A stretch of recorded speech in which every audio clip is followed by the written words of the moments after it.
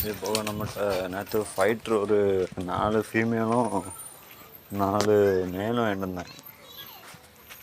மொத்தமாக தான் போட்டிருக்கேன். சண்டை போடுமா என்னவோ தெரில. மீட் ஆஃபீஸ் தான். ரெட்டு, ஒயிட்டு, ப்ளூவு, வேறு எல்லோ,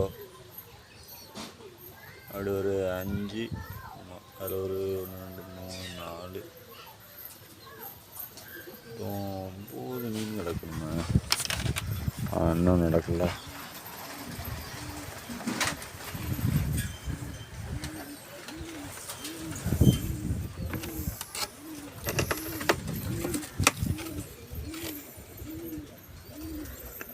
மூணா 4 5 6 7 8 9 மொத்தம் 9 மீன் மொத்தமாக அடக்கு.